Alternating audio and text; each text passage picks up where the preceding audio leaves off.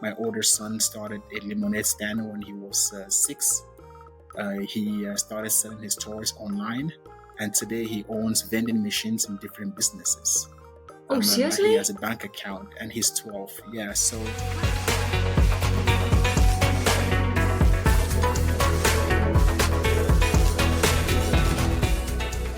know that technology is such a big deal right now.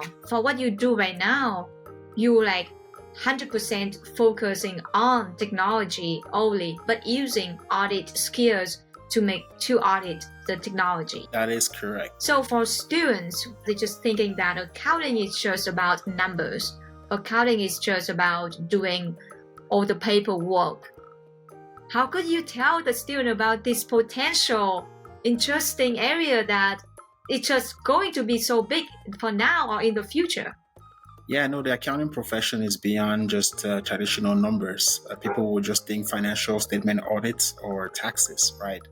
But there's business valuation, there is business strategy, there's merger and acquisition, um, there is advisory consulting, there's IT audit, in which I am. So the roadmap is endless on what you can do with an accounting career. You don't have to be a traditional tax accountant or financial statement auditor or senior accountant or AP clerk or things like that. You can go beyond that. Um, Most venture capital firms today actually could have a CPA background, but you're doing finance, right? Again, with a CPA background, you see things a little differently and you understand business differently. In the technology sector, for those that love technology, again, there are the SOC 1 and SOC 2 reports that are very requested and required by a lot of companies to do. A lot of companies are required to do SOC 2. There's a niche there where you can be a CPA. And if you are a CPA, set you ahead of your peers that do SOC reports without having a CPA. They cannot be a partner at a firm, right? We all know that big four accounting firms, in order to make partner, you have to be a CPA. Matter of fact, I think today, in order to be a senior at any big four, you have to be a CPA or you never get promoted, right? So big four firms also offer SOC auditing. If you want to be a partner and you're going down that track, having a CPA license comes in handy. So there are a lot of benefits of being a CPA, and the profession is very vast. Technology is one sector that you can thrive in as a CPA. Yeah, I talk to a lot of people. We talk about how variety you can do in accounting, not just about, as you say, traditional ways. There are so many different things you can do, and it just give you a strong foundation. I really want to go deeper in your experience at your current company. You stay at the company for 10 years. I know you love technology, but a lot of times, like people, they move to different companies in 2 or 3 years because they try to find a place that they feel that they can fit in the company. How do you know that it is the place that you're looking for, or that it is a perfect fit for you? Are you a perfect fit for the company? That's a great question, Rosie. When I first joined the firm was only 2 years old. They started in 2010. I joined in 2013, June 2013. I call Align my second baby, my second child. The reason why is when I joined the firm, I only had one child, and my other two children came after I joined the firm. Who were very small at that time. I'm fortunate that I've been taken care well by the firm. And we went through 2 rounds of funding, and I've had stock options, and I have stocks with the firm as well. I'm very well vested in the firm. And in 2020, they made me partner. So I'm a partner at the firm today. I've been a partner for this December, will be 3 years. So they've been taking good care of me. We have great clients that we service. Security is really important. You cannot run a business if your infrastructure goes down. If you have a cyber attack, everything crumbles. And even for investors, no investor wants to invest money in a company that knows that they cannot keep their infrastructure up and running, right? Or their network up and running. It doesn't matter how great your product is or your service is. If you don't have security to protect your service and your product from running, you can be shut down by a cyber criminal, right? So what we do is important. We help our clients mitigate the risk of cyber threats. And we live in a digital world today. Everything is digital. It doesn't matter what service you have or what product you sell, you need to be online. You need to have a website, you need to have an application, you need to have systems as well for your employees to be able to work on. Especially today, we work remotely, right? Everybody works remotely. We are having this session remotely, right? So I think it's critically important that people that are going into the CPA profession can consider cybersecurity from the landscape of protecting the privacy and the security of systems and people online. And I think it's rewarding. So what I do matters, right? I help our clients keep their systems online. I'm just curious. So, what kind of clients who come to you for the service? All industries. The technology sector is big. Maybe 8 out of 10 of our clients build some sort of software, right? So they're in the software space. They could be in healthcare, but they're building a software for the healthcare hospitals or insurance companies. Healthcare is a big vertical. I lead our healthcare practice, so we have a huge presence in that market as well. The federal sector is a big space for us. It's a big industry for us. If you are a federal contractor doing business for any federal agency, you're required to be FISMA compliant, NIST compliant. If you are in a federal cloud, you're required to be FedRAMP compliant. The list goes on and on. In the payment space, we also do a lot of payment. We have a lot of payment clients. So let's say you go to a restaurant, every time your credit card is swiped, there's a lot of security that happens behind that swipe, right? A lot of merchants and vendors involved in that process. So we need to ensure that your data is secure. So Visa card, MasterCard, American Express, Discovery, they came together and put a framework or a standard called the Payment Card Industry Data Security Standard, PCI DSS. So any company that processes credit card information, stores credit card information, or transmits credit card information, they are required to be PCI compliant. So again, we have clients across the whole spectrum. We partner with big firms like AWS, Amazon Web Services. They are a cloud provider, and we partner with them. And all of their clients downstream could be potential clients of ours in technology space. So I see. I think you are the first person I interview that have the IT audit background. It's just so different from all the people I interview with. Talking about coding, talking about being CPAs, and it's just amazing how much you can do with your CPA license.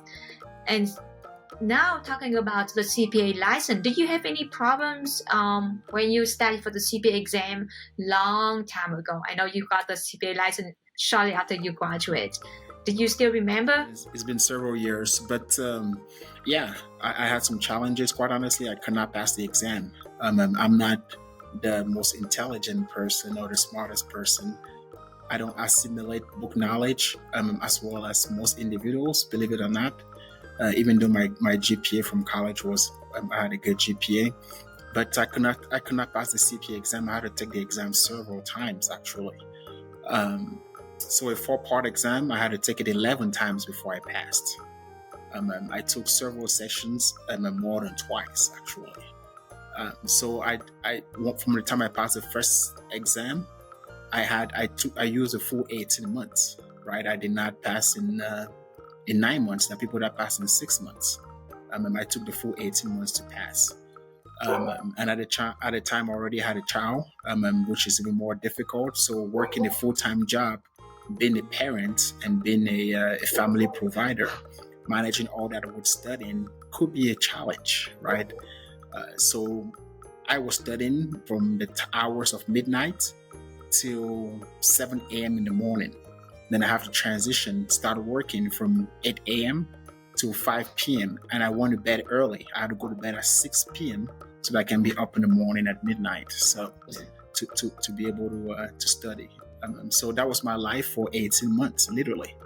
Wow. Have you ever think that you just wanted to give up because it's just so challenging? Oh, yeah, so many absolutely. times. Matter of fact, the first time I failed in my first section, I think I took about a year before I even started back again. the exam. So I almost gave up, to your point, but I'm glad that I had a family and friends that encouraged me to keep going. So That's good. That's good. Because a lot of time when I ask people, like staff, when are you going to take a CPA exam? The common question I receive is that when I have time. I told them that you never have time. You just need to make time for it. yeah, That's yeah. the thing. Yeah. And to that point, my recommendation will be the earlier you can start after college, the better. Because the more time passes, you have more responsibilities, whether it's family related or work related or some other personal desires in life, right, as you get older. But I would say, yeah, I strongly recommend as soon as you graduate from college, the sooner you can get that exam done with, the better you will be. Yeah, and talking about the CPA and accounting for people who like want to be in this career, as we know that a lot of people they tend to not enjoy, do not want to be in accounting career because of a lot of reasons. A lot of reasons. But people, you and me are other CPAs in this accounting career. We try to bring the best knowledge, the best information for young people, or even we even reach out to high school students to just show them what is this career like. So if you can speak like on behalf of this CPA career to young people about this CPA, if they want to join the CPA career or not, what would you say? I would say it's a very lucrative career. You can make a great living in the career, and then you can also. I know a lot of young people want to add value in the lives of others, right? They want to feel like what they do matters. In my vertical, from a cybersecurity perspective, as I mentioned earlier, cyber threats are on the rise because everybody's online. So what I do matters. It prevents young kids from being attacked online and being scammed, right? Young children that are just playing games, or young teenage adults that might be bullying people online, right? Cyberbullying is a real thing. Or a business that's running their business and providing for other employees, and their systems going down. It might be a matter of them going bankrupt or not. So what I do on a daily basis matter, and that keeps me motivated to do what I do.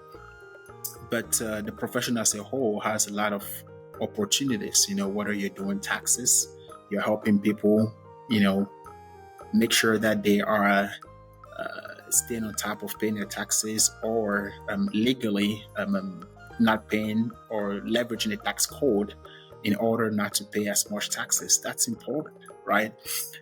Or whether it's an auditor that's helping a client ensure that their books are in order, so that investors can invest into their companies, and stakeholders and stockholders as well. So I think that the profession is great. My recommendation to young professionals would be try to find an ally in the industry, somebody that has done accounting before. It could be a family member, or it could be a friend, or it could be a teacher or a professor that worked in the profession and then retired and now is teaching, right? So that you can have some conversations on what you currently like and what your skills are and how that could fit in the industry. Because starting those conversations early opens your mind to how to make it happen as well, right? And it's never too early to start. You could be in middle school, but start having those conversations as well. Amazing. I love that. I love that. So you also mentioned that you have a podcast, that you are a host for your company podcast. Out of curiosity, what's the podcast you're normally talking about? Yeah, so the name of the podcast is Compliance Crosswalk. And on the podcast, we discuss the intersection between security, privacy, risk management, and compliance. And I invite several clients, business partners, just colleagues in the industry to have those conversations. So that's the focus of the podcast. I'm grateful that I'm the host of the podcast, and I've had incredible conversations as well. So awesome! So people, you are watching this podcast, make sure to check out his podcast. Yeah, Compliance Crosswalk, and you can find it on any podcast medium, whether it's iPhone or Spotify or the several other ones that are out there. So Awesome. Thank you. I don't have any other questions to you about the CPA career, but I do have the last question. Are you going to be like your dad? You want to have all three kids going to be a CPA, studying accounting? That's a good question. The answer is no. The answer is no. Matter of fact, I tell my kids quite the opposite. You go to college if you desire. I will not make my kids go to college. I am not a big proponent of college. I think very differently when it comes to things like that. What I do is I train my kids how to understand money. So I give them financial education. They all have investments as well and businesses. My older son started a lemonade stand when he was 6. He started selling his toys online, and today he owns vending machines in different businesses. Oh, seriously? He has a bank account, and he's 12. Yeah, so Wow. I teach my kids very differently on how to understand money and how the world works. So if they go to college, it's if they want to, I will not make my kids go to college. Hopefully, by that age, they understand business well enough that they can go into business right away. So I'm very impressed about how you teach your kids. And I know that a lot of parents, they say like, you have to graduate from college. It doesn't matter what degree. You need to have a college degree and then you can do whatever you want. But you kind of opposite. You can either go to college or not, but you need to understand the business functions, how business works. that is correct. Again, in my opinion, college is meant for some particular professions. If you want to be a CPA, you have to go to college, right? You cannot not go to college. If you want to be a doctor, you have to go to college and you have to go to medical school. If you want to be an attorney, you have to go to law school, which means you have to go to college. If you want to be an engineer, you have to go to college and then go to engineering school. So depending on what profession you want to do, college is required in some professions, but there are a lot of professions out there that you do not need a college degree. To start a company, you don't need a college degree to start a company. Anybody can do that. So, I give my kids options and let them kind of choose what they want to do. The important thing is that I teach them financial education at home. Make sure that they understand how money works. Wow, Dad of the Year. Give you both thumbs up. That's amazing. I love that. I love that. We need that. Because you know what? A lot of time, people think that you are CPAs, you work so much, you don't have time for your kids.